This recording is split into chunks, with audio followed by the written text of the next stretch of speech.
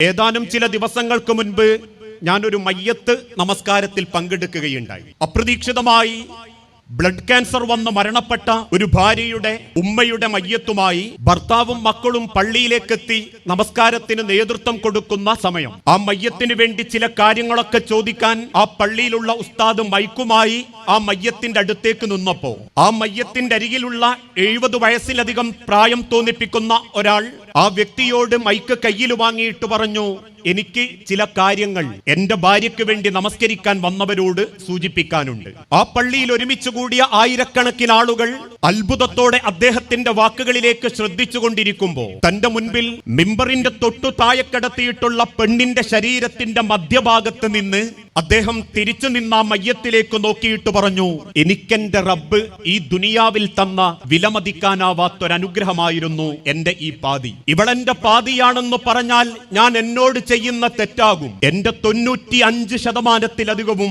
എന്റെ പാതിയായിരുന്നു, എന്റെ പെണ്ണായിരുന്നു. എന്നിട്ട് അദ്ദേഹം കണ്ണുനീരോടെ വിതുമ്പിക്കൊണ്ട് പറഞ്ഞു, എന്റെ ഭാര്യ ആരോടെങ്കിലും പണം വാങ്ങിയിട്ടുണ്ടെങ്കിൽ, അവൾക്ക് എന്തെങ്കിലും ബാധ്യതകൾ ഉണ്ടെങ്കിൽ അത് അവൾക്ക് വേണ്ടിയാവില്ല, എനിക്ക് വേണ്ടിയിട്ടാവും. അതുകൊണ്ട് എന്തെങ്കിലും ബാധ്യതകൾ ഉണ്ടെങ്കിൽ നിങ്ങൾ എന്റെ അരികിൽ വരണം. പിന്നീട് അദ്ദേഹം വീണ്ടും സങ്കടത്തോടെ പറഞ്ഞു, ആരോടെങ്കിലും എന്റെ ഭാര്യ മുഖം കറുത്തിട്ടോ നിങ്ങൾക്ക് ഇഷ്ടപ്പെടാത്ത വല്ലതും സംസാരിച്ചിട്ടുണ്ടെങ്കിൽ ഞാൻ ഉറപ്പിച്ചു പറയുന്നു അതും എനിക്ക് വേണ്ടിയിട്ടാവും. എന്റെ അഭിമാനം നഷ്ടപ്പെട്ടു പോകാതിരിക്കാനും ഞാൻ ഒരാളുടെ മുൻപിലും അപമാനിക്കപ്പെടാതിരിക്കാനും എന്നെ സംരക്ഷിക്കാൻ വേണ്ടിയിട്ടല്ലാതെ ഒരാളോട് പോലും എന്റെ പെണ്ണ് മുഖം കറുത്ത് സംസാരിക്കുന്നത് ഈ ആയുസിന്റെ ഇടക്ക് ഞാൻ കണ്ടിട്ടില്ല. എന്റെ ഭാര്യയ്ക്ക് അസുഖമാണെന്നറിയുന്ന നിമിഷം മുതൽ ഈ മരിക്കുന്ന ഇന്നലെ വൈകുന്നേരം വരെ ഞാൻ എന്റെ ഓരോ ഭക്തിനും എന്റെ റബ്ബിന്റെ നേരെ പ്രാർത്ഥിച്ചൊരു പ്രാർത്ഥന, റബ്ബേ, അവളെ നീ കൊണ്ടുപോകുന്നതിൽ എനിക്ക് സന്തോഷമേയുള്ളൂ. പക്ഷേ എന്നെ കൊണ്ടുപോയിട്ടാണ് അവളെ നീ കൊണ്ടുപോയിരുന്നതെങ്കിൽ എനിക്കതൊന്നും കൂടി സന്തോഷമാകുമായിരുന്നു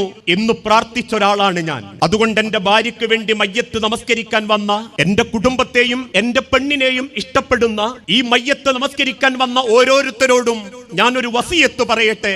നാളെ പടച്ച റബ്ബിന്റെ സ്വർഗത്തിലും എന്റെ ഇളയായി തുണയായി എനിക്ക് ആ പെണ്ണിനെ തരാൻ നിങ്ങൾ ദുആ ചെയ്യണം. സ്വന്തം ഭാര്യയെ മനസ്സിലാലോചിച്ച് ഓരോരുത്തരും ആ മയ്യത്ത് നമസ്കാരത്തിനിടയിൽ നിന്ന് കണ്ണുനീര് തുടയ്ക്കുന്നത് കണ്ടിട്ടുണ്ടെങ്കിലും പ്രിയപ്പെട്ടവരെ, നമ്മളിൽ എത്ര പേർക്ക് അത് പറയാൻ സാധിക്കും? നമ്മളിൽ എത്ര പേരെ പറ്റി ഭാര്യമാർക്ക് അത് പറയാൻ സാധിക്കും? ഈ ലോകത്ത് പടച്ച റബ്ബ് തന്ന പകരം വെക്കാനില്ലാത്ത ഏറ്റവും മനോഹരമായ ഒരു മധുരമാണ് ദാമ്പത്യ ജീവിതം എന്നുള്ളത്.